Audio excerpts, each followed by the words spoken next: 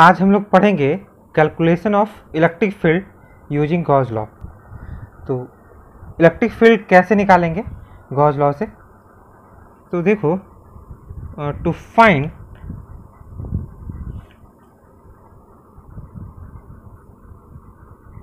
Electric field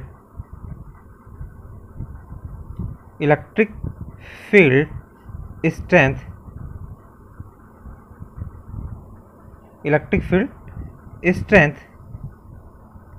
at a point using Gauss law at a point near the charge, किसी charge के नज़दीक, या ऐसा कह सकते हैं नियर द किसी भी तरह का चार्ज, पॉइंट चार्ज हो सकता है या यूनिफॉर्मली डिस्ट्रीब्यूटेड चार्ज भी हो सकता है, नॉन यूनिफॉर्मली भी हो सकता है। तो near the charge using Gauss law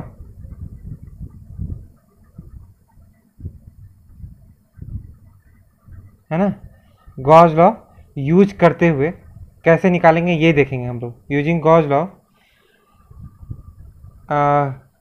there are some, या आप लिख सकते हैं यहाँ पे देर आर सम पॉइंट्स है या स्टेप्स है, need some following steps.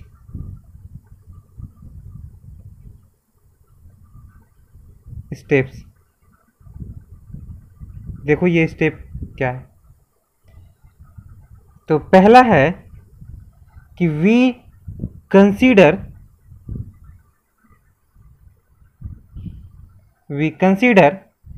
A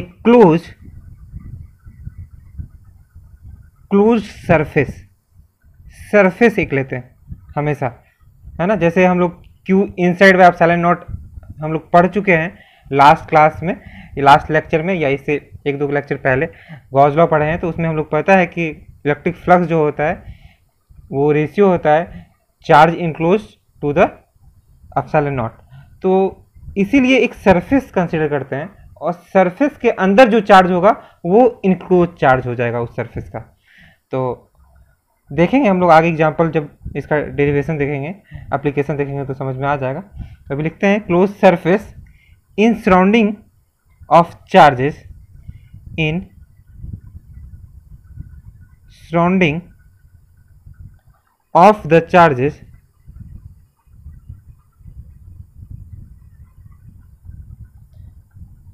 such that पहला है, इसमें क्या कह रहा है, we consider a close surface in surrounding of the charges such that, इसमें भी कुछ पॉइंट्स है, ऐसा सरफेस लेना है जो कंसीडर करेंगे क्लोज सरफेस, वो ऐसा लेना है कि द पॉइंट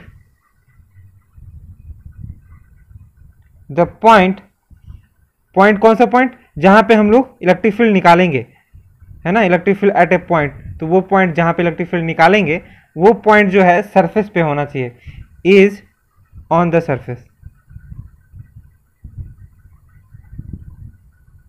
पे होना चाहिए, जो हम लोग क्लोज सरफेस लेंगे वहां पे होना चाहिए। दूसरा है कि वो जो सरफेस होगा उस पॉइंट पे जो इलेक्ट्रिक फील्ड होगा उसके आइदर परपेंडिकुलर होगा या पैरेलल होगा। तो लिखेंगे at every point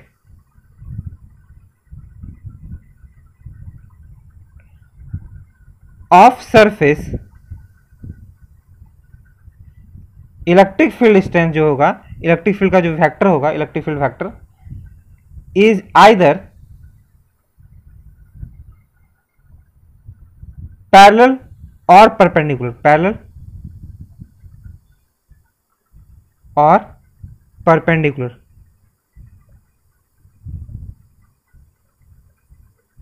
perpendicular to the surface. जो भी सरफेस लेंगे जो कंसीडर किए हैं उसके पैरेलल होगा या परपेंडिकुलर होगा, ठीक है। ये दूसरा, ये फर्स्ट जो सरफेस लिए उसका कंडीशन हो गया। दूसरा है, उसके बाद हम लोग क्या करेंगे, हम लोग अप्लाई करेंगे Gauss law. We apply Gauss law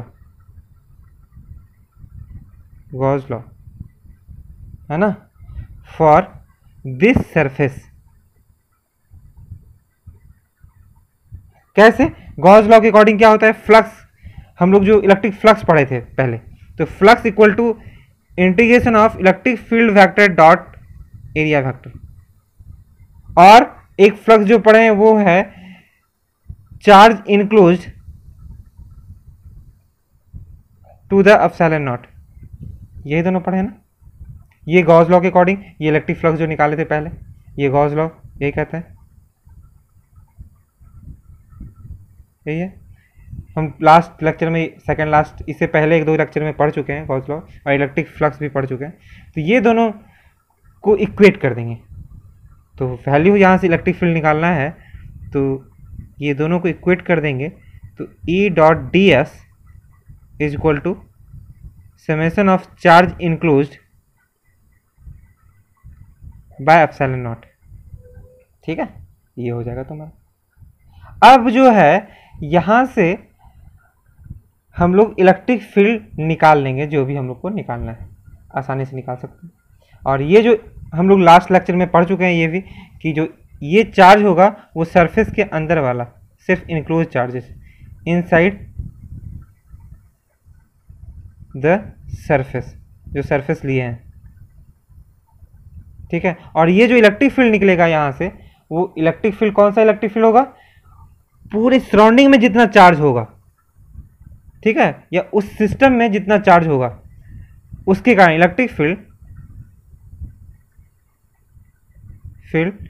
due to all the charges on the system.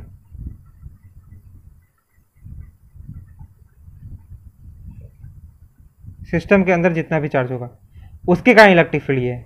और ये लास्ट लेक्चर में वैसे हम बता चुके हैं, और ये होगा charge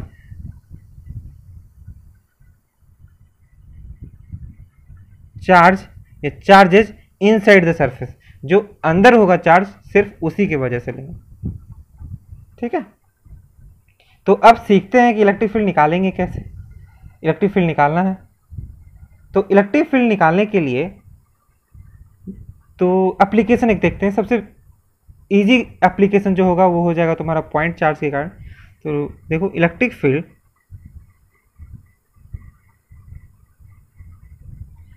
due two point charge,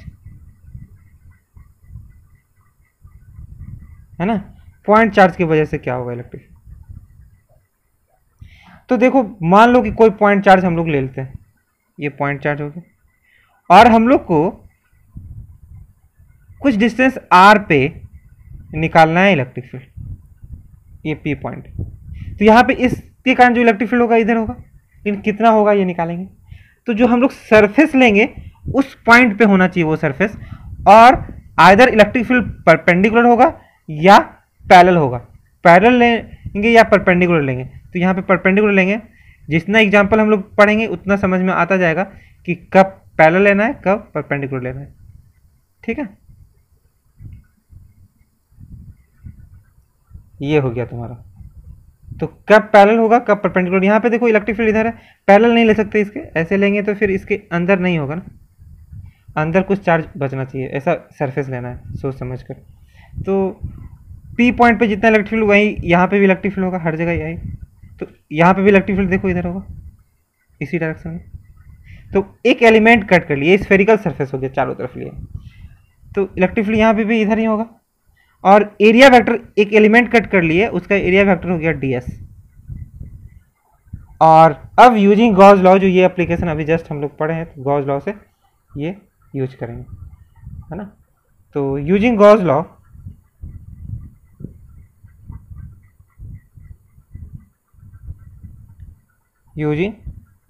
law, for spherical surface,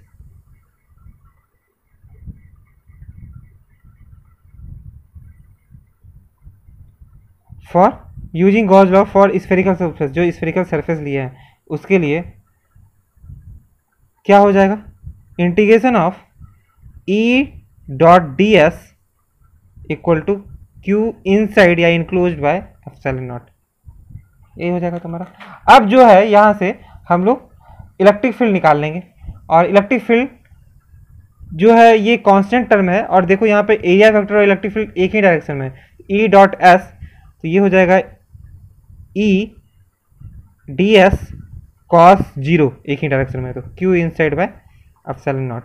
तो यहाँ से ई बाहर आ जाएगा, और इंटीग्रेशन जो होगा कॉस जीरो का वैल्यू तो पता है हम लोग को, कॉस जीरो का वैल्यू कितना होता है 1, तो ई बाहर आ गया, और डी एस सिर्फ वेरिएबल है, इसको इंटीग्रेट करेंगे डी एस, ठीक है। और पूरे स्फेरिकल, इसका मतलब हुआ पूरा उसका इंटीग्रेट करना है ना, स्फेरिकल सरफेस का, ठीक, क्लोज सरफेस है एक तरह से कह सकते हैं यहाँ पे, by equal to q inside by epsilon naught, ठीक है। तो यहाँ से वैल्यू निकाल लेंगे हम लोग, क्या हो जाएगा, अभी ये है इलेक्ट्रिक फील्ड एरिया, देखो यहाँ से क्या होगा, ds का इंटीग्रेशन, मतलब इसको इंटीग्रेट कर देंगे तो पूरे स्फेयर का एरिया हो जाएगा ना, पूरे स्फेयर का एरिया क्या होता है 4 पाई आर स्क्वायर, ये रेडियस आर है, आर डिस्टेंस पे निकालना था ना, तो ये होगा e into 4 pi are square.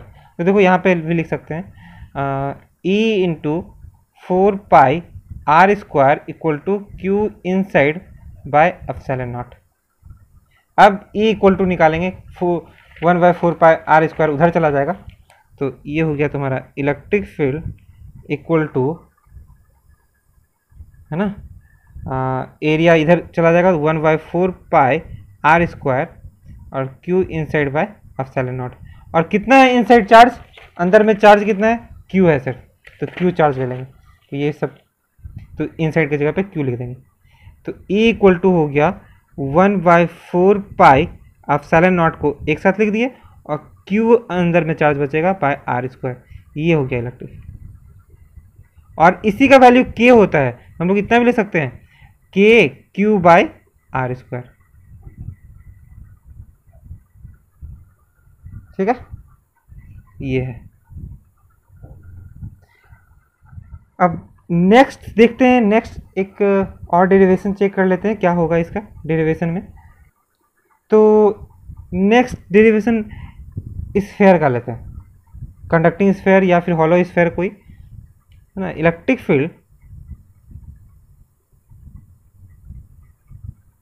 Due to a charge conducting sphere, है ना, कंडक्टिंग स्फेयर, कंडक्टिंग स्फेयर की वजह से ये, तो स्फेयर की वजह से इलेक्ट्रिक फील्ड निकालेंगे। मान लो कि ये स्फेयर है, कंडक्टिंग स्फेयर चार्ज है, मतलब मान लो ये पॉजिटिवली चार्ज,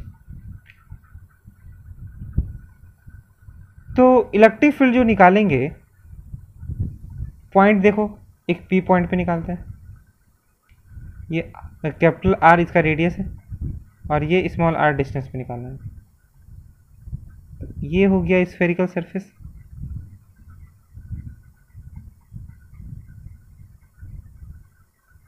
है ना, स्फेरिकल सरफेस ये हो गया। यहाँ पे इलेक्ट्रिक फील्ड निकालना है इधर, तो फिर सेम प्रोसेस, जैसे यहाँ से यहाँ पे एक एलिमेंट कट कर लेंगे, और इलेक्ट्रिक फील्ड इधर हो जाएगा, एरिया वेक्टर भी इधर होगा। तो using Gauss law,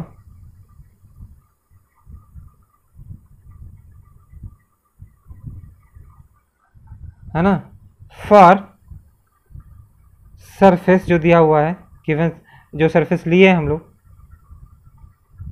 surface, for surface क्या होता है, integration of E dot d S. अब हम लोग को पता है कि इलेक्ट्रिक फील्ड वेक्टर और एरिया वेक्टर सेम ही डायरेक्शन में, ये हो जाएगा Q inside by epsilon naught. तो फर्स्ट केस के लिए हम लोग चलते हैं, पहले केस के लिए। तो फर्स्ट केस में क्या है कि आर का वैल्यू कैपिटल आर से बड़ा है केस वन में, है ना, मतलब आउटसाइड, ये जो स्फेयर है उसके आउटसाइड रीजन में,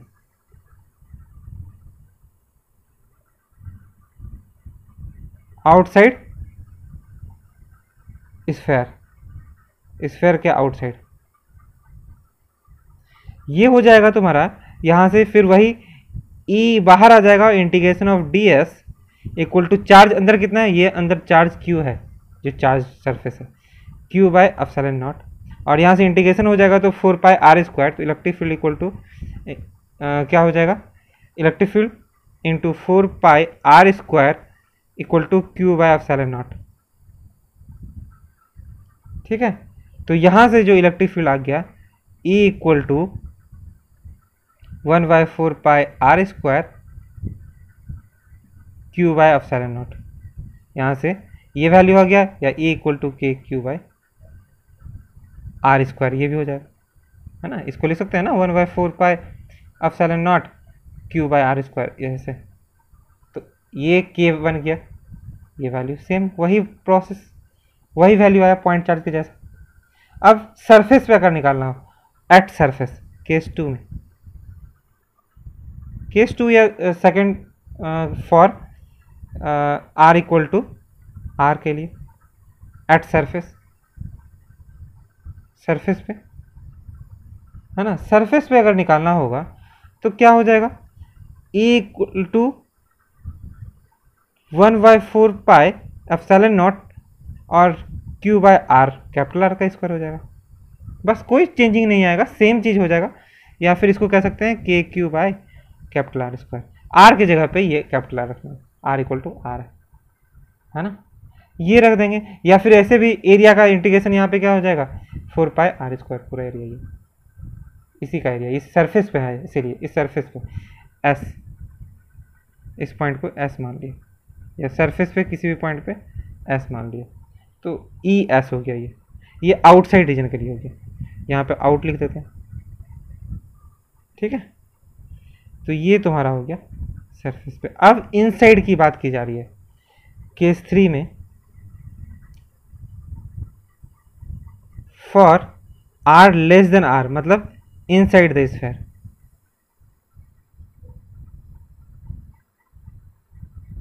स्फीयर के अंदर, अब अंदर की अगर बात करें तो देखो ये जो चार्ज है क्या यहाँ पे आसपास, इस सॉरी चार्ज नहीं, यहाँ पे इस पॉइंट पे मान लो इनसाइड निकालना है ऐसे, तो यहाँ पे अगर सरफेस लेंगे तो ऐसा सरफेस होगा, ये रेडियस आर है, ऐसा सरफेस हुआ।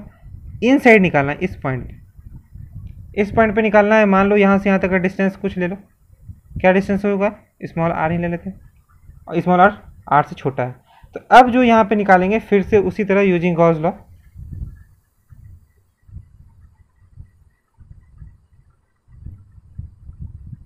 गॉस लॉ क्या हो जाएगा, integration of E dot d s equal to q inside by epsilon naught. अब यहाँ पे बात ये आ रही है कि क्या इनसाइड चार्ज है इस सरफेस के अंदर, चार्ज तो सारा सरफेस पे यहाँ पे है ना चारों तरफ, इसके अंदर तो नहीं है ना, इसके स्फीयर के अंदर था, पर इस सरफेस जो है लिए हम लोग, उसके अंदर चार्ज नहीं है, बाहर है। तो Q इनसाइड यहाँ पे होगा कितना, 0 बाय एप्सिलॉन नॉट। तो यहाँ पे जो भी वैल्यू आएगा E d s cos theta integration equal to 0। समझ में आ रही बात, ई बाहर आ जाएगा और integration of d s equal to 0, cos theta भी मतलब 0 वैल्यू होगा तो 0 ही हो जाएगा, 1 हो जाएगा। या फिर इसको इधर भेज देंगे तो मल्टीप्लाई होकर 0 हो जाएगा। अब रेडियस पाई आर स्क्वायर, यही जितने रेडियस का है आर है, तो एरिया हो जाएगा पाई आर स्क्वायर, है ना।